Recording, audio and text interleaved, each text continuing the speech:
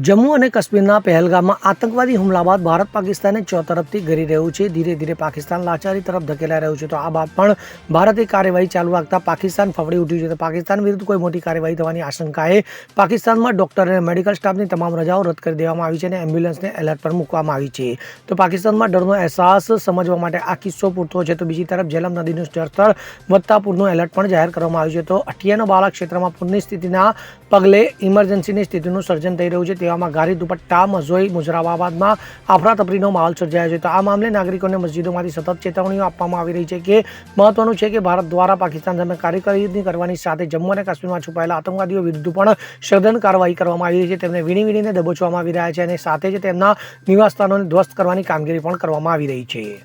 Bureau report CN24 news.